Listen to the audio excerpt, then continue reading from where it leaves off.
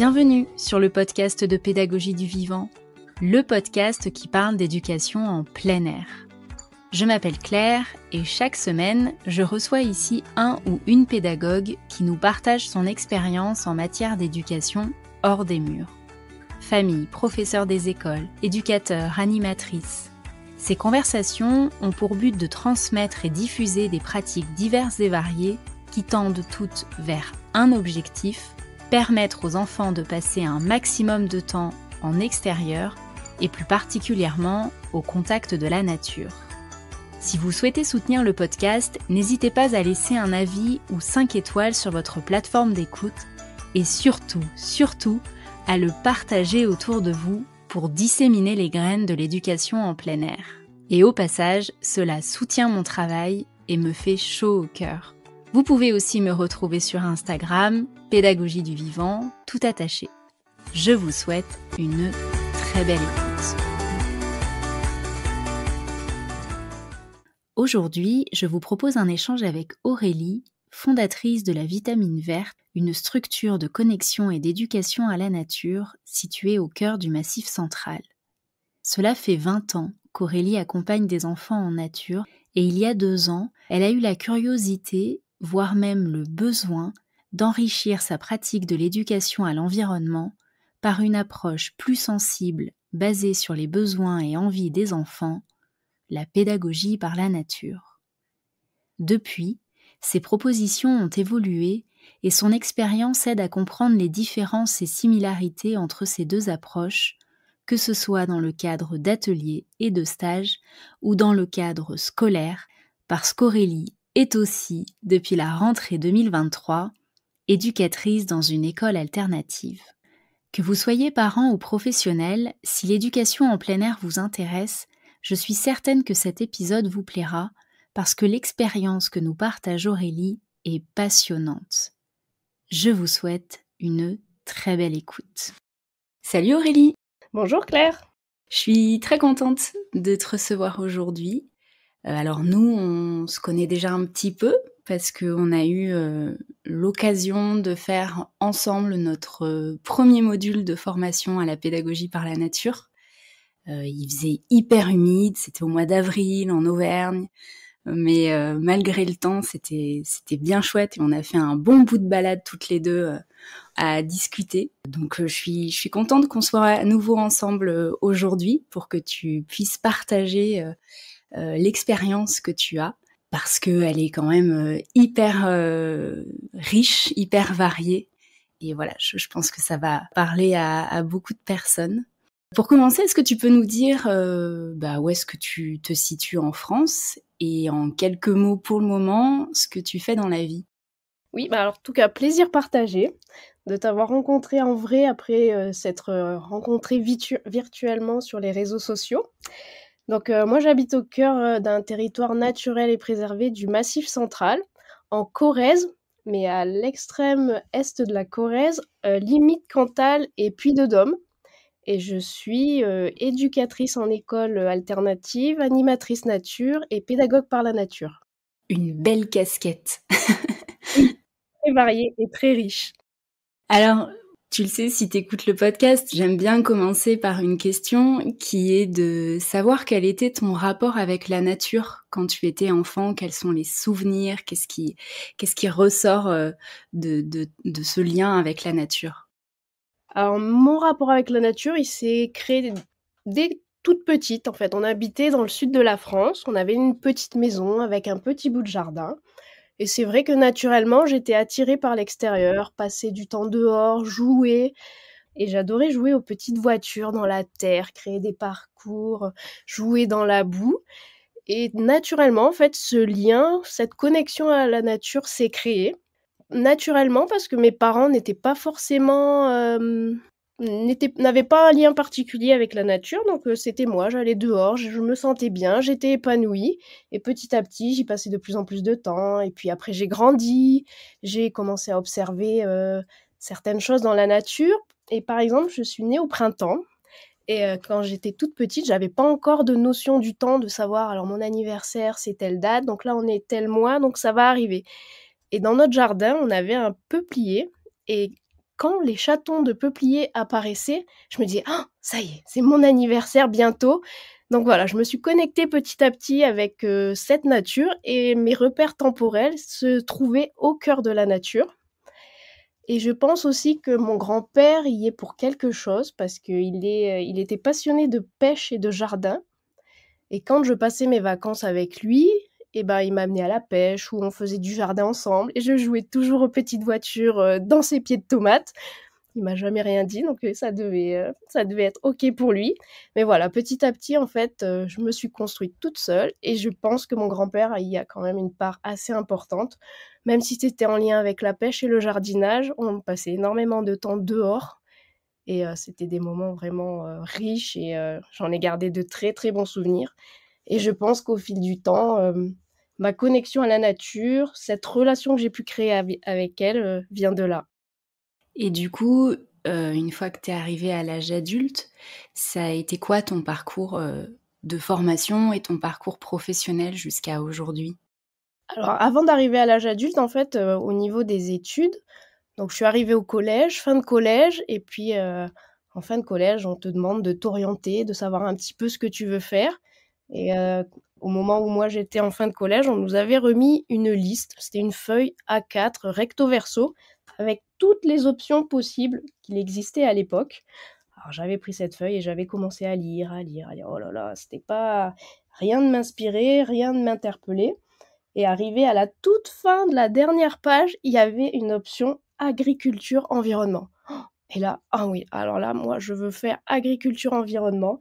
C'est tout de suite, j'ai vu cette option, je fais: «Ah, cette option, elle est pour moi». Donc je me suis orientée en lycée agricole. Donc j'ai passé un bac agricole et suite au bac agricole, je me suis orientée vers un BTS gestion et protection de la nature. Donc à l'époque, il existait encore 2 options, gestion des espaces naturels et animation nature. Mais j'étais une jeune fille un peu timide, réservée, donc moi je me voyais plus partir dans la gestion, être, à l'extérieur, faire des inventaires, mettre en place des plans de gestion sur des milieux naturels. Donc voilà, je me suis orientée en BTS GPN, donc son diminutif c'est GPN, donc ça a été une très belle expérience, une très belle formation. Je regrettais quand même de pas avoir assez de terrain, parce qu'on passait beaucoup de temps en classe à faire, on faisait pas assez de pratique, c'était vraiment, que de la théorie et à la fin du BTS, je commençais un petit peu à saturer de faire uniquement de la théorie et je suis partie, faire, de l'éco-bénévolat dans une réserve naturelle en Charente-Maritime et c'est bon, à la base, je devais faire de la gestion, être sur le terrain et puis ça me permettait un petit peu de réviser aussi pour le BTS qui approchait. Donc je faisais de la gestion, des inventaires, je participais avec les gestionnaires de la réserve et je ne sais plus pourquoi, je me suis retrouvée à faire de l'animation. Alors pour moi qui étais un peu timide et réservée, waouh, c'était un gros challenge, un gros défi et je suis partie avec mon groupe, dans un observatoire ornithologique et là, je me suis retrouvée avec des gens qui posaient des questions, qui étaient intéressés, qui observaient la nature, les oiseaux et en fait, j'ai eu un déclic. Alors, de la personne timide et réservée, d'un coup, j'ai eu des papillons dans le ventre et je me suis dit: «Oh, mais en fait, c'est ça que je veux faire, c'est je veux transmettre, partager avec les enfants, les adultes, ce qui me fait vibrer moi à l'intérieur» et voilà, à partir de là, à partir de ce déclic, cette révélation, j'ai passé un BATEP, donc c'est un brevet d'état d'animateur technicien de l'éducation populaire. C'est l'ancien nom du BPGEPS d'aujourd'hui, donc en animation nature. Donc une magnifique expérience, j'étais pas loin d'ici d'ailleurs, au cœur des volcans d'Auvergne. Donc là, beaucoup de terrain, beaucoup de pratiques, voilà, on était vraiment concentrés sur l'animation et vraiment je me suis épanouie pendant cette année, je me suis révélée, je suis sortie aussi de ma timidité, donc ça m'a fait énormément de bien et puis là, je me suis dit que j'étais à ma place, que c'était vraiment ça que je voulais faire. Donc j'ai continué là-dessus, dans cette orientation et toute ma carrière professionnelle, en fait, est tournée autour de l'animation nature, environnement, développement durable. Donc je n'ai jamais fait de gestion et j'ai travaillé un petit peu, en office de tourisme, en association d'éducation à l'environnement, j'ai travaillé en ressourcerie et en syndicat de rivière. Donc voilà, c'était un petit peu tout mon parcours et c'est vrai que des fois, c'est pas évident de trouver des emplois à temps plein ou des emplois, CDI. Donc j'ai aussi travaillé, pendant 8 ans dans l'éducation nationale pour avoir des fois un complément de revenu ou pour, pallier un petit creux entre des missions d'animation nature. Donc voilà, en gros, en 20 ans, j'ai fait un petit peu tout ça, mais toujours dans un métier de cœur en lien avec un public. Donc, tu as travaillé dans des environnements et des structures différentes. Et puis récemment, tu as créé, ta propre structure, la Vitamine Verte. Qu'est-ce qui t'a amené à créer cette structure? Ah oui, je pense qu'il y a eu un cheminement depuis, je suis passée par, de nombreuses structures et c'est vrai que quand tu arrives dans une structure et ben, tu suis un petit peu la trame de la structure. Des fois, certaines structures ont déjà des programmes d'animation, prêts, donc toi, tu arrives, on te présente les programmes que tu dois ensuite, animer dans une classe ou dans des centres de loisirs ou pour tout autre public et donc en fait, c'est difficile des fois de mettre sa touche, de mettre sa personnalité, de s'exprimer comme moi j'avais envie.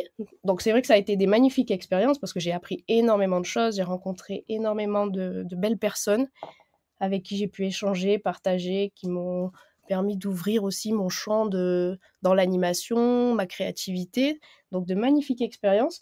Et c'est vrai qu'avec le temps, je pense que je me suis un peu lassée de d'appliquer ou de mettre en place des choses, par rapport à une structure, par rapport à son orientation, par rapport à ses valeurs et j'avais besoin de renouveau, de vraiment partir sur, quelque chose qui me corresponde, qui soit moi, ma personnalité, mon tempérament, mon approche de la nature, mes réflexions, mes valeurs. Donc c'est vrai que j'ai créé cette structure un petit peu pour ça et je suis aussi quelqu'un qui aime les défis, les challenges. J'avais besoin pas de pimenter un petit peu, mais si un petit peu de pimenter et d'être toujours stimulée, de pouvoir aller au gré de mes envies, de ce qui m'appelle et j'ai créé la Vitamine Verte, oui, il y a environ, 1 an, 3-4 mois à peu près. Donc voilà, j'ai pris cette orientation pour ça et je suis pas déçue parce que c'est vraiment une belle expérience, très enrichissante. Personnellement, j'apprends beaucoup sur moi, humainement, parce que je rencontre beaucoup de personnes. Je sors régulièrement de ma zone de confort, mais je pense que c'est ça qui me fait grandir, évoluer et m'épanouir dans ce que je fais. Donc je me sens bien là où je suis, ça correspond à mes valeurs et vraiment je peux déployer mon plein potentiel de créativité, d'imagination. Puis c'est vrai que j'ai un rapport, j'aime beaucoup tout ce qui touche plus à la nature, tout ce qui est environnement, développement durable. Je propose des animations dans ce domaine, mais c'est vrai que ce qui m'attire vraiment le plus, c'est le lien à la nature. Et là, au moins, je peux l'exprimer de tout mon être, on peut dire ça comme ça.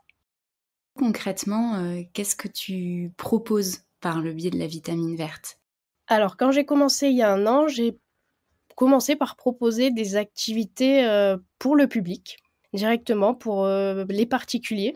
Parce que j'habite en milieu rural, très rural, dans une petite ville de 2 700 habitants. C'est la plus grande à 30 kilomètres à la ronde, donc c'est vraiment très rural, en milieu de montagne.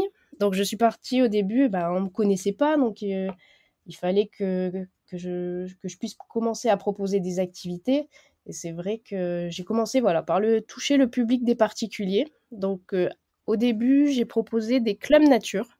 Donc club nature pour les 3-6 ans, club nature pour les 6-12 ans et des ateliers d'éveil pour les tout petits, pour les enfants de moins de 3 ans. Donc il y a eu un très gros travail au départ de communication en local, par la presse, par, les affiches, par, les flyers, par les réseaux sociaux locaux, par, voilà, un petit peu le réseau que j'avais déjà pu me créer en arrivant ici.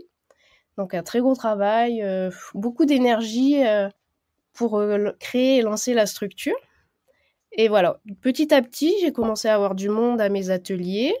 Ça se passait très bien et c'est vrai que ce qui fonctionne très, très bien ici, en tout cas et à la campagne, en général, j'avais déjà pu le remarquer ailleurs, c'est, le bouche à oreille.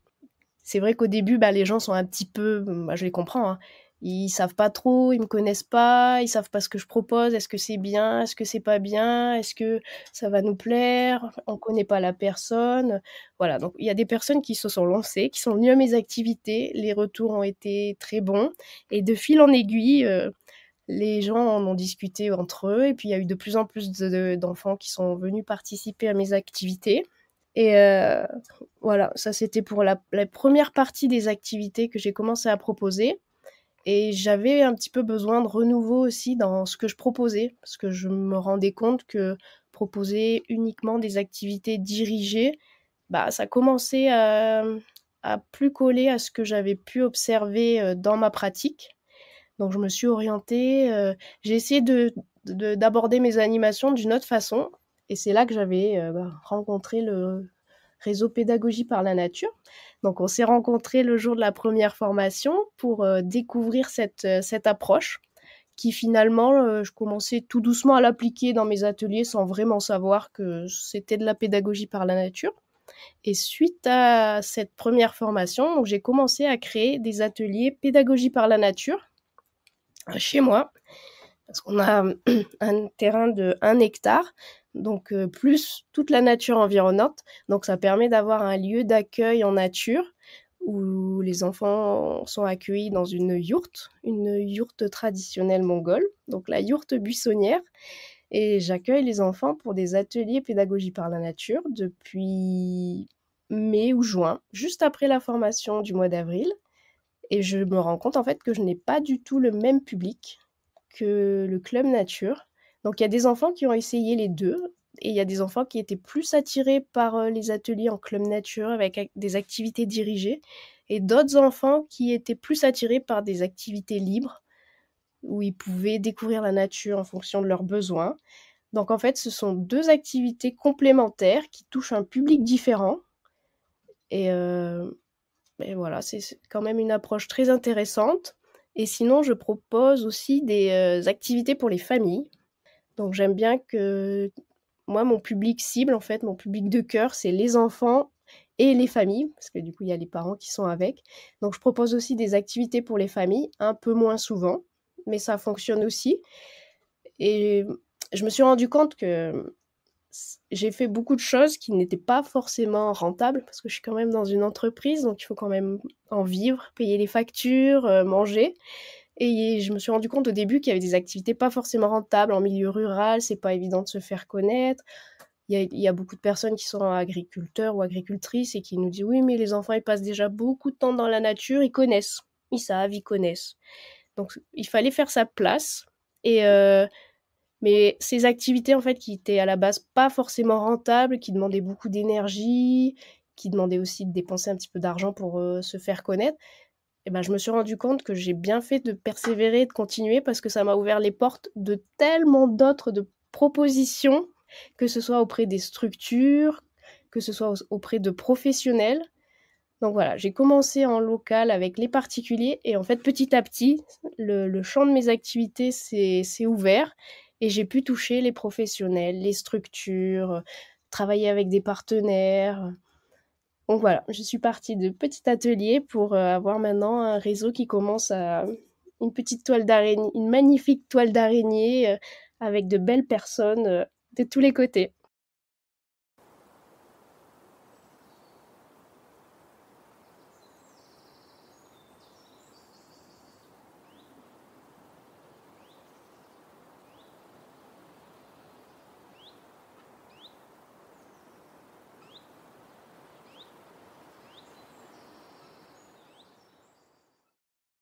Alors, tu as commencé à l'évoquer en faisant la différence entre le club nature et les ateliers de pédagogie par la nature que tu proposes.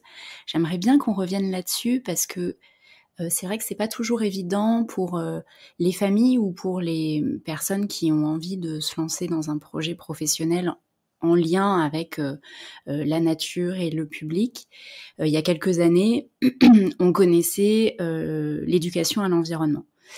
C'était principalement ça qui était, en termes de formation, qui était proposé. Aujourd'hui, les choses se diversifient parce qu'il y a des approches, il y a des pédagogies qui arrivent. Alors au niveau des diplômes d'État, ça reste encore soit BTS GPN, soit BPGEPS. Je ne crois pas qu'il y ait encore d'autres choses. Mais par contre, il y a d'autres formations, notamment par le biais de certains réseaux qui sont proposés et qui forment à d'autres pédagogies. Toi, du coup, tu t'es formé, tu as un bagage riche parce que tu as cette diversité d'approches et tu fais la différence dans les propositions que tu fais aux familles et aux enfants en fonction des pédagogies. Concrètement, donc, ce que j'ai entendu, c'est que dans les clubs nature, tu es plutôt sur de l'activité dirigée, alors que sur les ateliers de pédagogie par la nature, on est plutôt sur du jeu libre. Est-ce que tu veux bien un peu approfondir ça, donner un exemple d'un moment club nature et d'un moment atelier forest school dans le déroulé, dans ta posture, pour que tout le monde comprenne bien quelle différence il peut y avoir. Même si on est d'accord que après des mélanges sont tout à fait possibles et la preuve tu le fais puisque on n'est pas non plus, c'est pas tout blanc et tout noir et tu es forcément inspiré que ce soit dans l'un ou dans l'autre, tu vas faire des mélanges. Mais c'est vrai que dans la proposition que tu vas faire et dans ta posture, il y a quand même des différences. Si tu peux revenir là-dessus. Alors c'est vrai que quand je parlais d'activité dirigée dans le club nature, donc déjà avant d'arriver en animation, j'ai un travail différent. Il y a une préparation différente dans les propositions. Donc si on prend l'exemple du club nature, donc avant d'arriver en animation, je m'installe, je prends un cahier et je vais noter mes objectifs. Donc sur cette séance, quels objectifs j'aimerais atteindre et ensuite quelles activités je vais proposer lors de ma séance pour pouvoir répondre à mes objectifs. Donc je note mes objectifs, ensuite je me dis alors, sur quel thème je vais partir. Donc je vais prendre un thème... dernièrement, j'ai fait un thème avec des 3-6 ans, c'était sur le thème des arbres. Donc, je vais partir sur le thème des arbres et ensuite, je vais élaborer ma séance en la découpant en plusieurs séquences. C'est-à-dire que je vais avoir une trame qui va me dire, il y a le temps d'accueil, et ensuite, pour garder une certaine logique dans mon approche et répondre à mes objectifs, je vais proposer des activités, quelques activités pour pas non plus trop surcharger, pour pas proposer trop de choses inutile et un peu trop contraignante. Je vais utiliser l'alternance des approches. Donc l'alternance des approches. Je vais proposer une activité sensorielle, une activité naturaliste, une activité créative. Voilà, je vais essayer d'alterner ces approches pour essayer de toucher des enfants qui seraient différents et qui préfèrent telle ou telle approche, mais où en fait on se dit qu'à un moment donné, ça va toucher plus tel enfant par telle approche et plus tel enfant par telle approche. Parce qu'en fait, on n'est pas basé sur l'enfant, on est basé sur des objectifs auxquels on va répondre et notre séance avec nos séquences doivent répondre à ces objectifs. Et à la fin, donc je prépare ensuite mon matériel, je fais ma to-do list de ce que je dois prendre, de ce que je dois préparer. Je vais en animation. Donc le dernier club nature, c'était sur le thème des arbres. On a fait un petit temps d'accueil. On parle de nos émotions. Et ensuite, on est parti sur 3 activités différentes pour découvrir les arbres. Donc on a fait une activité sensorielle où les enfants avec leurs parents, parce que sur le club nature 3-6 ans, les enfants sont accompagnés. Ils devaient partir sur la découverte d'un arbre, donc toucher un arbre les yeux bandés et essayer de le retrouver ensuite en essayant de se souvenir des textures, des formes, des contours, de la circonférence de l'arbre un peu. Est-ce qu'il était grand? Est-ce qu'il était petit? Est-ce qu'il était large? Est-ce qu'il y avait de la mousse? Est-ce qu'il y avait des creux? Est-ce que l'écorce était lisse? Donc voilà, vraiment une activité sensorielle. On entre en contact avec l'arbre. Et ensuite, on est parti un petit peu sur une approche un peu plus naturaliste et même un petit peu sensorielle aussi parce que les enfants avaient des petits sacs dans lesquels j'avais mis des feuilles d'arbres qu'on trouve sur notre secteur et ils devaient observer ces feuilles d'arbres et essayer de chercher, de trouver les mêmes arbres qu'on avait un petit peu autour de nous. Donc les enfants sont partis à la recherche et à la fin, quand ils ont trouvé un petit peu tous leurs trésors, ils sont revenus, on les a observés, on en a discuté, on a essayé un petit peu de trouver les noms, de les identifier, on a observé la forme des feuilles et j'avais proposé une autre petite activité sur un cherche et trouve. J'avais amené des petits paniers dans lesquels j'avais caché des fruits, des chatons, des arbres qu'on avait, déjà identifiés et trouvés auparavant. Et à partir de là, ils devaient essayer de faire des paires, essayer de retrouver un petit peu, le fruit ou le chaton et avec quel arbre, ça appartenait. Donc ça, c'était pour ma séance 3-6 ans. Et à la fin, fait un petit temps, on fait un petit point sur les émotions aussi. Parce qu'à cet âge-là, c'est vrai que des fois, ils peuvent être un petit peu effrayés, un petit peu gênés, parce qu'ils ne me connaissent pas forcément, ils ne connaissent pas le groupe ou les autres enfants. Donc on fait un petit point là-dessus, et voilà, après, on se quitte au bout de la séance. Et à la fin de la séance, je fais une auto-évaluation pour voir si j'ai bien répondu à mes objectifs que j'avais définis au départ. Est-ce que ma séance avec mes séquences était bien construite pour pouvoir y répondre? Pour moi, en tout cas, c'est mon approche. C'est ce que je propose dans mes ateliers Club Nature. Et après, dans mes ateliers pédagogie par la nature, là, la préparation déjà est totalement différente parce que je ne définis pas d'objectifs et je ne construis pas ma séance en fonction du coup de mes objectifs puisque j'en ai pas. Donc en fait, ce que je fais, c'est que je vais préparer plutôt du matériel que je vais utiliser à chaque séance, un matériel de découverte de la nature que je vais mettre à disposition des enfants, que ce soit dans la yourte ou à l'extérieur en fonction de la météo et en fonction du matériel que je vais utiliser. Et ensuite, maintenant j'ai un groupe que je connais, je sais un petit peu ce qu'ils aiment, donc je vais pouvoir proposer des choses, mais ça va être vraiment de la proposition. Alors que dans le club nature, c'est vrai que je propose, je n'impose pas non plus aux enfants, mais c'est vrai que je leur dis, on va faire telle activité, telle activité, telle activité. Alors que en atelier pédagogie par la nature, je vais me baser en fonction de leurs besoins, de leurs envies, de leur motivation, de ce qui les intéresse pour proposer des activités en fonction vraiment de partir de l'enfant. Et moi, je suis là pour les accompagner, pour les aider à s'épanouir au cœur de la nature. Donc au niveau d'un atelier, comment ça se passe? Je fais pareil, un petit temps d'accueil. Donc en fonction de la météo, c'est soit dans la yourte, soit à l'extérieur, mais toujours dans le même milieu, dans le même environnement. On fait un petit temps d'accueil. S'il y a des nouveaux enfants, on se présente, on fait des petits jeux autour des prénoms. On parle aussi de nos émotions pour savoir comment on se sent à l'arrivée de cet atelier, au sein du groupe, quelle météo intérieure on a actuellement.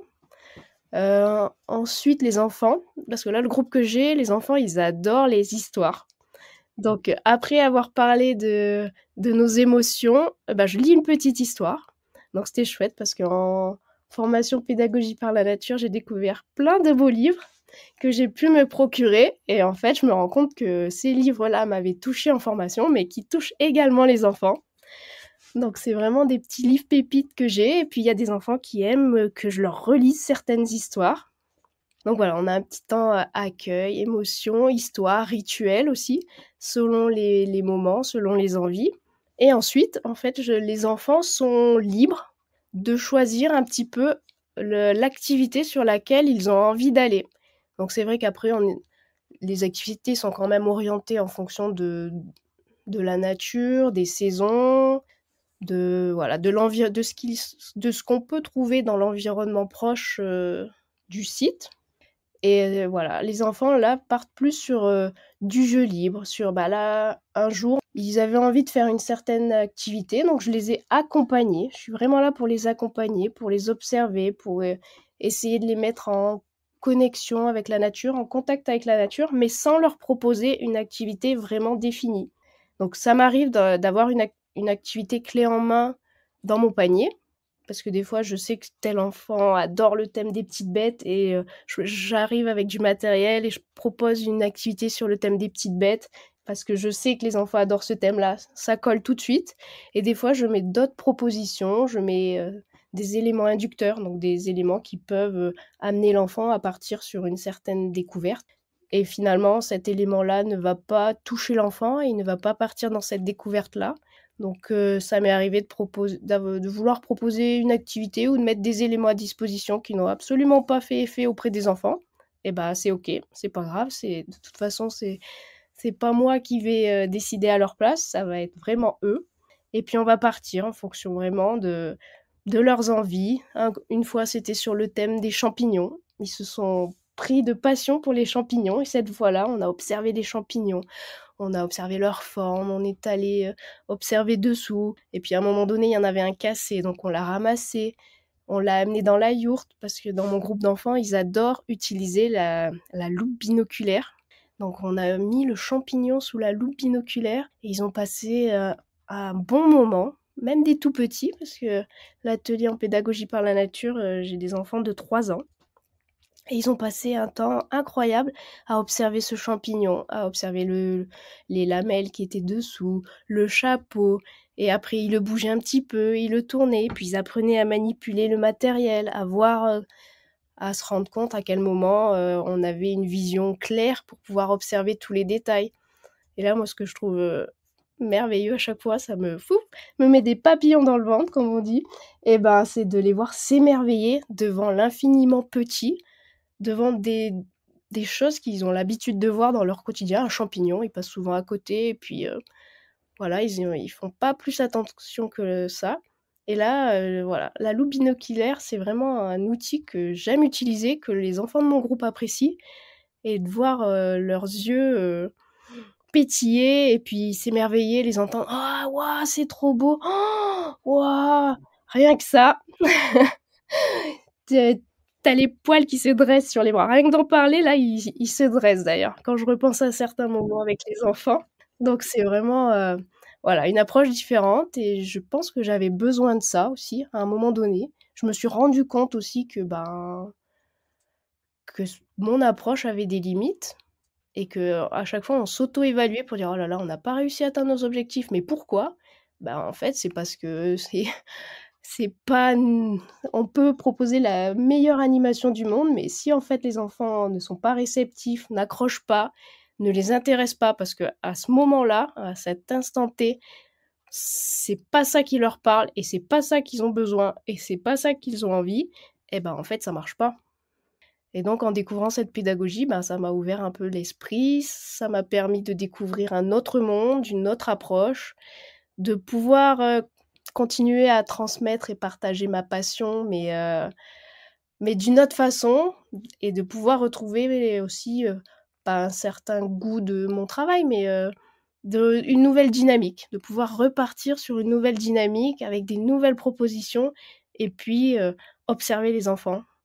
J'adore observer les enfants, les voir évoluer, les voir grandir et c'est ce que j'apprécie dans les ateliers que je propose. En fait, j'ai essayé d'orienter mon activité un petit peu comme ça, c'est de pouvoir avoir des groupes entre guillemets «fixes» qui s'inscrivent à l'année où voilà, où je peux les voir tous les mois ou toutes les 2 semaines et sur une durée assez longue pour les voir, grandir, s'épanouir, évoluer, mûrir.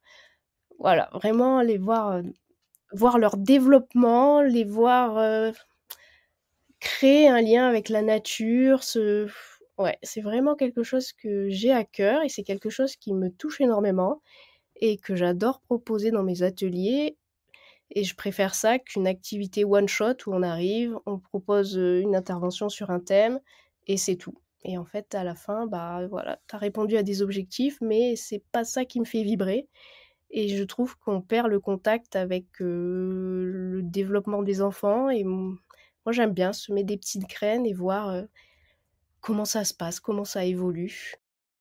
Ouais, il est clair que l'impact n'est pas le même, d'un one shot que, d'ateliers réguliers, c'est évident, sur les enfants, pour, un atelier, un one shot, tu reviens, 6 mois ou 1 an après, les enfants ont tout oublié ou alors un tout petit peu et ça a pas eu d'impact, ça a pas eu d'effet sur, leur rapport, avec, leur environnement et puis en plus souvent c'est plus un apport de savoir et de connaissances que, vraiment de l'expérience et du coup ça marque pas de la même manière du tout et c'est pas ça qui va faire que les enfants vont construire un lien très fort avec, ce qui les entoure.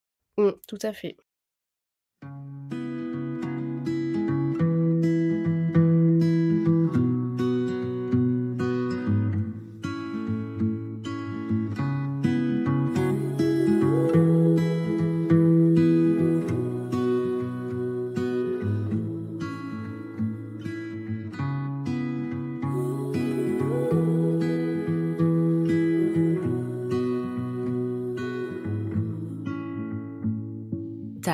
ajouté dans ton quotidien une nouvelle activité depuis le mois de septembre de cette année, puisque tu interviens 3 jours par semaine, il me semble, au sein d'une école, en tant qu'éducatrice.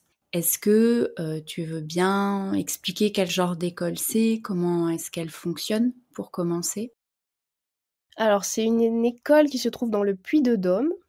C'est une école à pédagogie active qui a été créée il y a 7 ans, 6-7 ans par des parents. Donc c'est une école parentale pour les parents, souhaitaient, proposer une nouvelle façon, d'apprendre pour les enfants, en respectant les programmes quand même de l'éducation nationale, parce que c'est une école qui est quand même reconnue. Quand les enfants s'inscrivent, ils sont, répertoriés, ils sont scolarisés, ils ne sont plus en instruction en famille.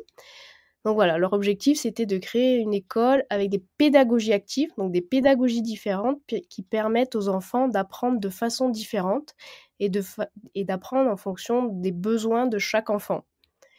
Donc au début, c'était les parents qui se relayaient une journée par semaine pour proposer des activités.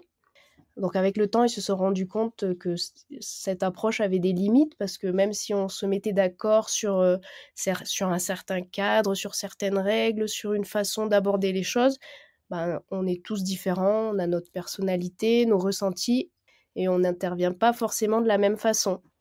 Donc des fois, auprès des enfants, ça pouvait être compliqué d'avoir plusieurs personnes différentes.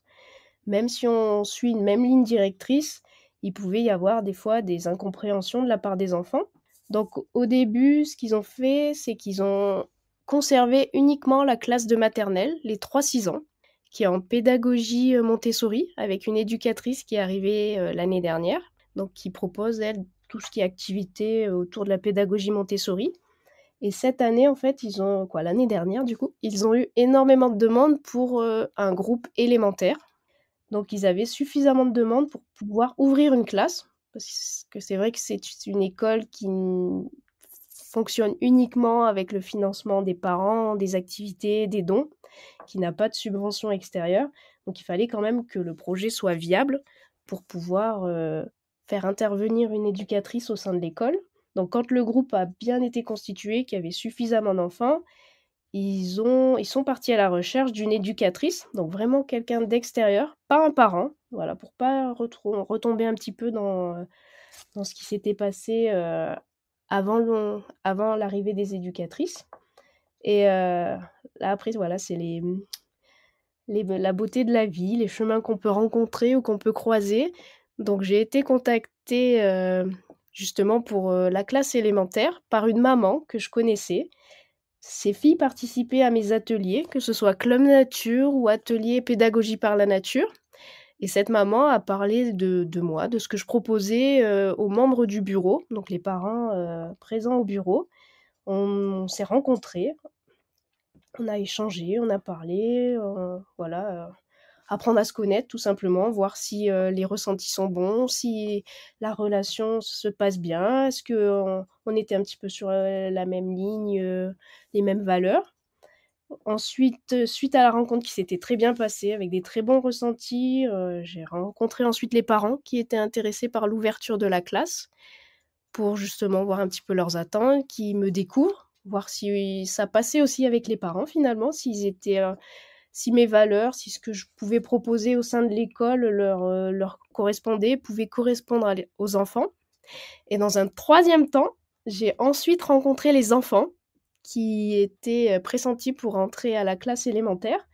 Je leur ai proposé plusieurs ateliers. Donc j'ai essayé plusieurs choses, que ce soit des activités un petit peu plus dirigées, des ateliers pédagogie par la nature. Comme ça m'a permis de voir un petit peu les activités sur lesquelles ils accrochaient, ce qu'ils aimaient bien. Voilà, j'ai déjà pu avoir un premier regard sur chaque enfant. Donc j'ai appris à les connaître, ils ont appris à me connaître un petit peu aussi, voir si ça se passait bien entre nous, si notre relation se passait bien, si nos ressentis les uns envers les autres étaient bons. Et voilà, et de fil en aiguille, en fait, début septembre, j'ai commencé à intervenir dans cette école à pédagogie active où je propose toutes les semaines un atelier en pédagogie par la nature, quel que soit le temps. Donc c'est vrai que depuis les retours des vacances de la Toussaint, bah, on passe beaucoup de temps sous la pluie. Et puis l'homme, il a pas fait encore très froid, donc on n'a pas encore eu la neige. Mais bon, c'est quand même des bons moments et je vois plein de choses qui se passent quand on est dehors, qui ne se passent pas en classe et pour l'instant, c'est une très belle expérience. Les 3 jours, c'est des temps uniquement en extérieur ou vous faites, aussi un peu, en classe? Alors sur les 3 jours, il y a un temps vraiment en atelier pédagogie par la nature. Donc il y a un après-midi par semaine où on va dehors, vraiment atelier par la nature, où les enfants, choisissent leur activité. C'est du jeu libre, voilà, en ce moment, au début de l'année, ils avaient besoin de beaucoup jouer, sortir, se défouler. Ils faisaient beaucoup de jeux coopératifs, des jeux collectifs et c'est vrai que dans ces temps-là, j'ai vu énormément, d'entraide, de coopération entre eux, que je voyais pas forcément au sein de la classe et sur les autres temps, il y a des temps classe dehors, où on va à l'extérieur, mais où on travaille quand même sur le programme scolaire et après il y a des temps à l'intérieur, où j'interviens aussi, mais sur les apprentissages scolaires de l'éducation nationale. Donc on fait des maths, on fait du français, on fait de l'histoire, mais de façon différente. Comme j'ai des enfants de CE1 à la sixième, donc j'ai CE1, CM1, CM2, sixième, donc des niveaux vraiment très hétérogènes, des enfants très hétérogènes aussi entre eux. Deux enfants de CE1 bah, ne font pas la même chose, je ne leur propose pas la même chose. Maintenant, avec 3 mois et demi de recul, j'arrive mieux à savoir de quoi ils ont besoin, quelle façon, quel outil je vais utiliser pour qu'ils puissent apprendre dans les meilleures conditions, que ça leur convient mieux, que je ne les mets pas, qu'il n'y ait pas trop de difficultés d'un coup et puis qu'ils puissent continuer leur apprentissage dans l'enthousiasme, le plaisir, la joie surtout. Donc c'est beaucoup, même en maths ou en français, voilà, des approches où les enfants manipulent. L'école était quand même bien équipée en manipulation et puis j'ai fait beaucoup aussi de recherches pour que voilà, les enfants soient acteurs de leurs apprentissages, que je sois pas juste là à leur transmettre un savoir, une connaissance qu'on doit valider par une compétence au sein de l'éducation nationale. Donc et voilà, les enfants ont un plan de travail et ils s'orientent un petit peu en fonction de, bah, ce jour-là, ils ont envie de faire des maths, ce jour-là, ils ont envie de faire du français, ce jour-là, ils vont être plus sur un atelier autonome et ils vont passer un long moment sur un atelier autonome. Voilà, ça dépend les jours, ça dépend de leur fatigue, de leurs besoins, de leurs envies, de là où ils en sont dans leur développement et franchement, c'est une belle expérience. J'apprends beaucoup sur moi. Je me remets beaucoup, pas en question, mais des fois j'avance d'un pas, je recule de deux parce que comme je m'adapte énormément à eux, je fais en fonction de eux. Et ben, il faut aussi du temps pour apprendre à les découvrir, à essayer de comprendre comment ils fonctionnent, de quoi ils ont besoin. Donc, c'est vraiment extrêmement enrichissant et humainement et personnellement et je grandis avec eux, en fait, un petit peu chaque jour. Et en termes de quantité de travail, du coup, je suppose que le fait d'intervenir 3 jours par semaine dans une école, ta charge de travail a augmenté. Est-ce que tu arrives à t'y retrouver quand même? Est-ce que tu arrives à prendre ton rythme? Comment est-ce que tu t'organises dans ta semaine? Alors au début, j'avoue que c'était compliqué parce que, bah, c'était un petit peu nouveau quand même. J'avais travaillé dans l'éducation nationale, j'avais fait de l'animation, donc j'ai l'habitude de ce rapport avec les enfants, de construire, de proposer des activités, des choses. C'est vrai que là, il y avait quand même la dimension, où il y a quand même un socle commun à respecter, certains enfants vont rentrer en collège, donc il faut quand même que je les prépare à cette entrée en collège dans un établissement, classique, on va dire, voilà, où il y aura pas d'approche différenciée pour chaque enfant et il y a aussi un petit peu les attentes, des parents qui souhaitent quand même que leurs enfants soient prêts pour l'année prochaine mais il y a aussi des attentes de certains enfants en sixième qui voilà, ou qui, des fois, ont un petit peu de manque de confiance en eux. C'est vrai qu'il y a dans le groupe, il y a pas mal d'enfants qui manquent de confiance, qui ont été un petit peu secoués par, le système classique, par certains professeurs ou par certains, enseignants. Il y a un gros travail aussi, sur l'émotionnel, sur le relationnel. Ça prend énormément de temps parce que moi, j'estime que et je trouve important, en fait, qu'ils se sentent bien à l'école, que c'est faut pas que ça devienne une contrainte, qu'il faut qu'ils soient là qu'ils soient enthousiastes de venir à l'école pour apprendre, pour qu'on partage des choses ensemble, pour qu'il y ait une émulation au sein du groupe.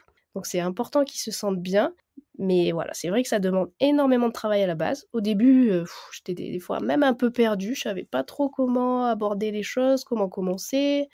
Je connaissais pas trop les enfants non plus, donc je savais pas exactement de quoi ils avaient besoin, de quelle approche allait répondre à ces besoins, allait leur correspondre, à leur façon d'apprendre.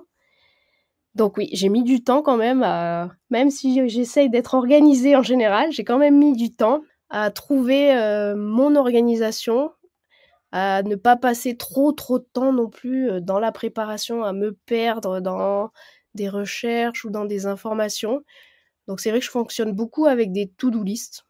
J'ai un agenda écologique et puis je me fais des to-do list, il y a des trackers, qui m'aident à m'organiser, donc je marque. Dès que j'ai une idée de ce qu'il faut faire, dès que je dois préparer certaines choses, je note, je note, je note.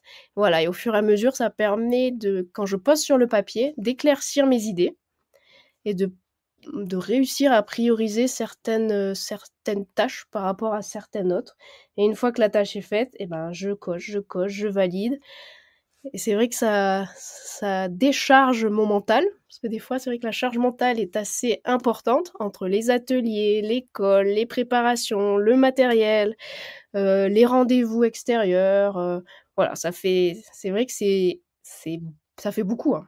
Quand on se lance dans l'entrepreneuriat, c'est une expérience enrichissante, fabuleuse, mais c'est un travail assez impressionnant pour essayer quand même d'en vivre parce que bon, j'aimerais bien travailler juste pour le plaisir. Malheureusement, il y a quand même des factures à payer. Donc voilà, j'essaye de m'organiser et puis maintenant ça va mieux. Ça fait quand même 3 mois et demi, donc là maintenant j'arrive à trouver ma routine, j'arrive à m'organiser, j'arrive à me dégager beaucoup plus de temps parce que maintenant je suis mieux organisée. On apprend ça aussi dans l'entrepreneuriat. Je suis beaucoup mieux organisée, je connais mieux mes élèves, donc c'est vrai que là maintenant ça commence à rouler et ça me demande beaucoup moins de travail qu'avant où bah, au début c'est normal, hein. Il faut mettre beaucoup d'énergie, beaucoup de préparation, mais heu, mais voilà, ça en vaut la peine en tout cas. Et parmi les nombreuses choses que tu proposes, il y en a une, moi que j'aime beaucoup. Alors peut-être que je sais pas, tu vas nous dire, peut-être que tu le feras plus parce que c'était pendant les vacances scolaires. Il va aussi te falloir des temps de pause des fois. Mais, tu as pu en tout cas sur l'année qui est passée, pendant les vacances scolaires, tu t'es associée avec une autre structure pour proposer des stages nature, que vous avez appelés Flânerie Nature, durant lesquels les enfants évoluent en nature au pas de l'âne. Est-ce que tu peux nous en parler, et notamment, dire toi quels sont les bénéfices que tu observes, chez les enfants? Qu'apporte ce contact avec les ânes pendant plusieurs heures, voire peut-être plusieurs jours? Je ne sais pas si c'est étalé sur, plusieurs jours. Voilà, avoir ton retour là-dessus.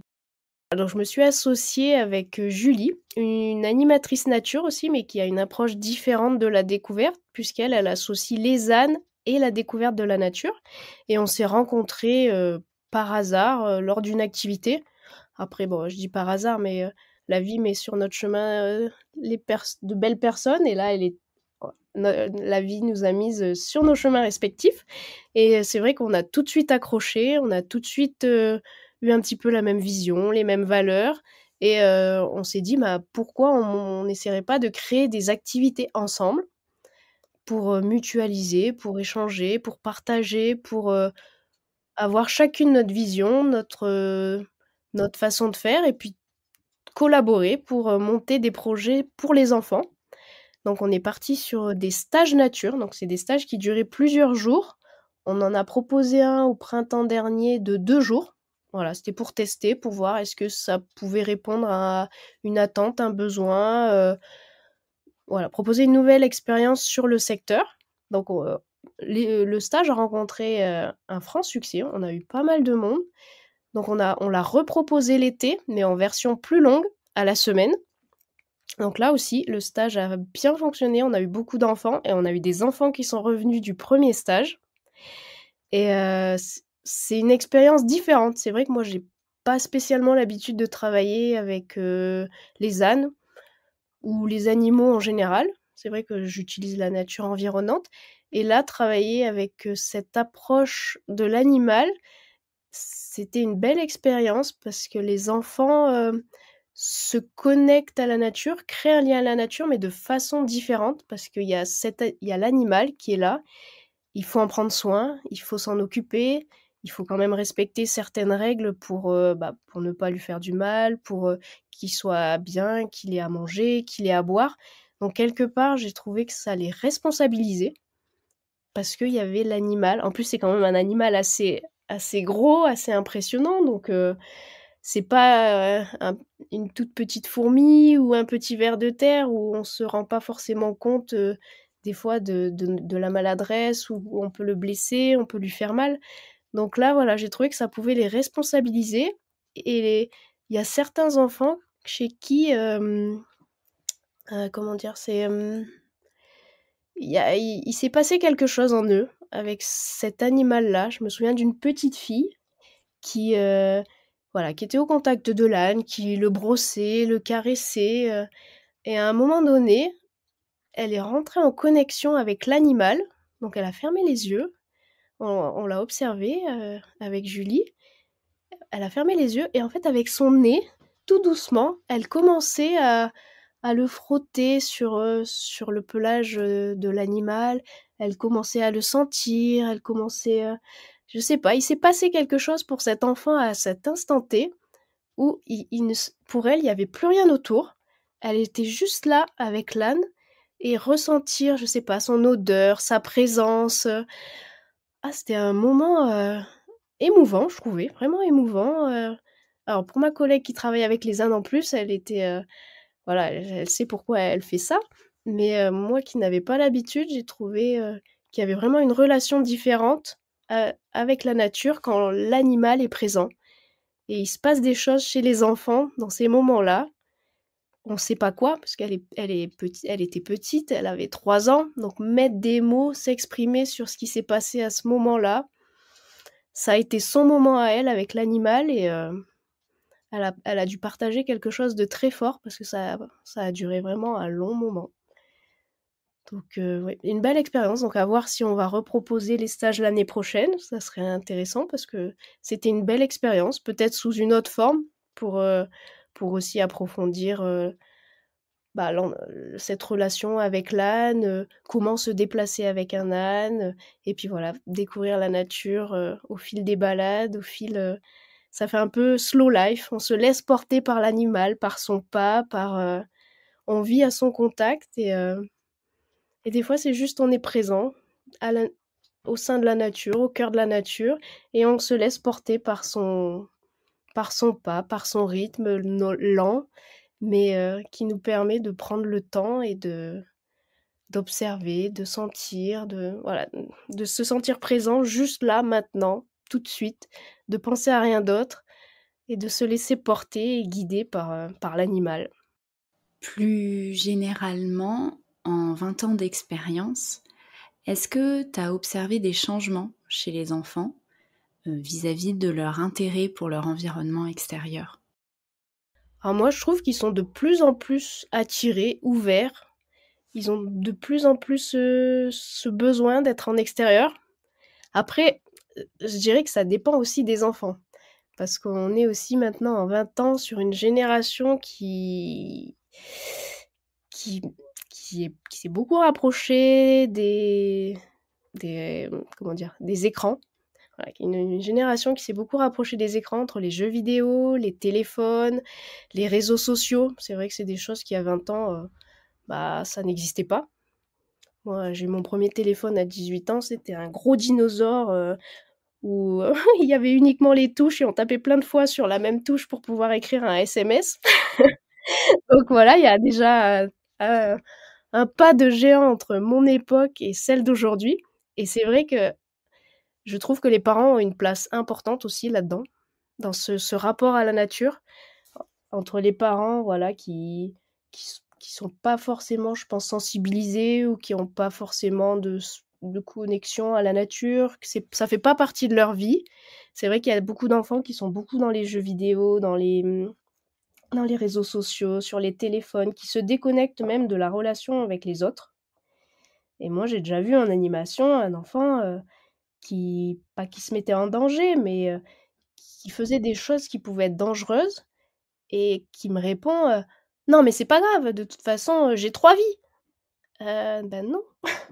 Et c'est vrai que là, sur le coup, j'ai pas su quoi répondre, tellement j'ai été, pas choquée, mais, ça m'a tellement interpellée d'entendre de la part d'un enfant que: «Mais non, mais j'ai 3 vies». Il était déconnecté entre il arrivait plus à faire le lien entre le jeu vidéo dans la tablette, l'ordinateur ou la console et la vraie vie, où en fait, tu as pas 3 vies dans la vraie vie, quoi. Si tu te fais mal, si tu te blesses gravement, bah, les conséquences peuvent être dramatiques. C'est pas ça le jeu, il va pas se recharger, hop, tu as à nouveau ta vie, tout va bien, tu es en bonne santé, tu t'es pas fait mal ou tu as blessé personne.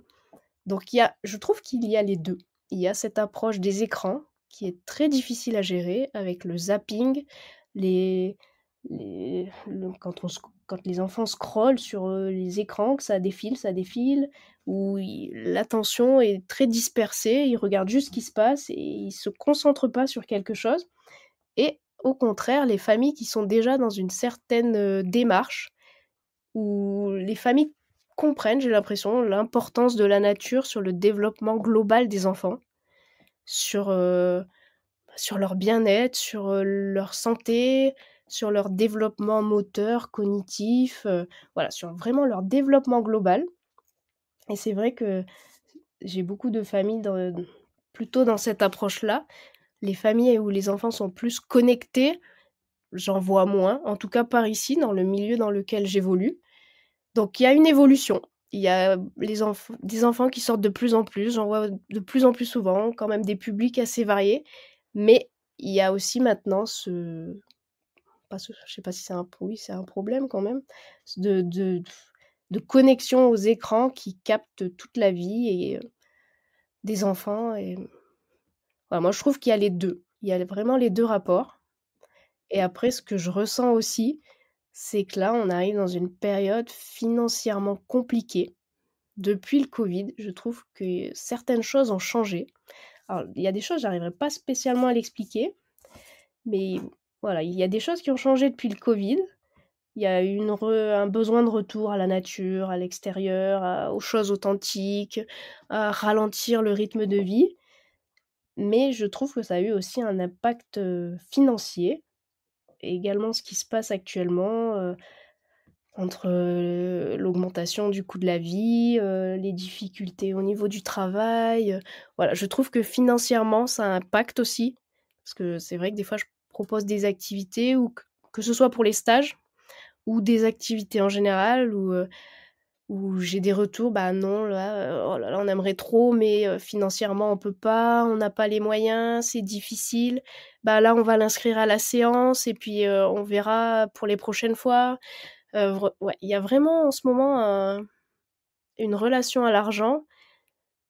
Alors après, c'est justifié, on est tous dans le même cas en ce moment et c'est vrai qu'il y a des familles qui arrivent à prioriser et d'autres, où c'est peut-être plus compliqué et oui, je trouve qu'en tout cas les activités en ce moment sont impactées par, financièrement. Ouais, j'ai le même ressenti que toi. Dans un autre département, dans une autre région. Je pense qu'effectivement, c'est généralisé. Mmh. Il y a peut-être, dans les grandes villes, dans certains quartiers Oui, je où, pense, oui. on on peut ne pas le ressentir parce qu'il y aura toujours des gens qui auront beaucoup plus les moyens que d'autres.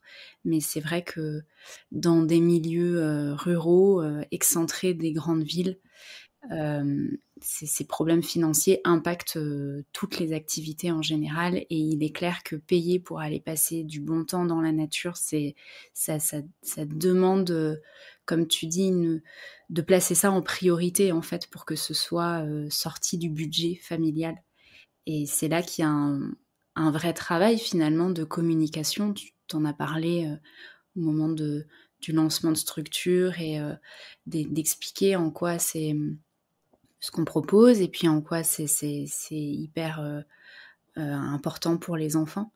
Mais oui, ça demande des efforts aux familles qui sont franchement pas évidents actuellement. Oui. Et ça, forcément, ça a un impact derrière sur le temps qui va être attribué à ces activités. On arrive à la fin de notre échange. Avant de nous quitter, est-ce que tu aurais envie de dire quelque chose à la jeune Aurélie qui avait 14 ans à la fin du collège, à qui on a donné cette feuille avec plein d'options? Voilà, quelque chose sur le parcours. Est-ce que tu as envie de lui partager un ou plusieurs mots? Alors, je lui dirais qu'elle a eu raison de s'écouter, d'écouter sa petite voix intérieure qui l'appelait sur une option agriculture-environnement dans la toute fin de liste des activités. Partir dans un lycée agricole où à l'époque c'était pas aussi démocratisé qu'aujourd'hui, on n'en entendait pas beaucoup parler. Et c'est vrai que quand on était en lycée agricole à l'époque, eh ben, on nous appelait les bouseux. C'était les expressions qu'on entendait. Mais j'ai bien fait de persévérer, d'avoir su m'écouter, d'avoir écouté ma passion, de de d'avoir fait passer ce qui me faisait vibrer en priorité. Parce que c'est vrai que, bah, on en revient toujours un petit peu financièrement, mais c'est pas un métier dans lequel on va s'enrichir énormément, on va faire énormément d'argent et je pense que c'est pas pour ça qu'on le fait.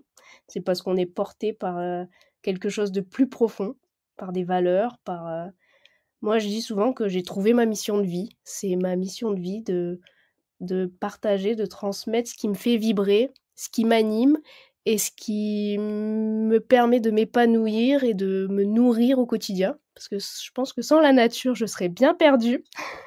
Je ne serais pas aussi épanouie qu'aujourd'hui. Donc je lui dirais, bah, elle a fait le bon choix, elle a persévéré, parce que ça n'a pas toujours été évident. Et elle a eu raison de se lancer dans la création de son entreprise parce que c'est une magnifique expérience. On apprend énormément sur soi, sur les autres, sur la vie. Et puis, je lui dirais que, bah, aujourd'hui, je suis quand même fière d'elle. Je suis fière de moi, du chemin parcouru, parce que je me suis jamais laissée, abattre face aux obstacles de la vie, dans mon activité en tout cas. Et voilà, il y a 1 an, j'aurais pas cru que j'en serais là aujourd'hui, donc je suis quand même fière du chemin parcouru. Et fière aussi de l'avoir fait entre guillemets «par moi-même». Voilà, j'en suis là aujourd'hui par moi-même, par ce que j'ai pu mettre en place, par mon travail, par, les belles personnes que j'ai rencontrées, que la vie a mis sur mon chemin pour pouvoir, continuer sur cette belle expérience. Donc, je voilà, j'ai une vie épanouie, c'est ma mission de vie et je la vis pleinement, à fond et je croque dedans. Et bah, c'est trop beau de pouvoir vivre comme ça de sa passion et de ce qui nous fait vibrer. Et merci beaucoup d'avoir partagé cette expérience. Je trouve ça hyper inspirant et je te souhaite plein de nouvelles aventures encore inconnues aujourd'hui. Bah, merci beaucoup et merci à toi d'avoir, ouvert ta voix pour, me laisser m'exprimer sur ce chemin. On partage tous un petit peu les mêmes valeurs et voilà, grand merci. Avec grand plaisir. À bientôt Aurélie. À bientôt. Merci à toutes et à tous pour votre écoute. J'espère que cette discussion vous a plu et qu'elle éveille en vous une certaine curiosité pour l'éducation en plein air, voire même peut-être une envie de militer pour qu'elle se répande davantage. Pour en savoir plus sur mon invité du jour, je vous invite à vous rendre sur le site pédagogieduvivant.fr. Vous y trouverez toutes les infos à son sujet ainsi que ses recommandations. Sur ce, je vous donne rendez-vous la semaine prochaine pour un nouvel épisode. Et d'ici là, n'oubliez pas, sortir, ça ne doit être que du kiff. Allez, ciao ciao, à bientôt.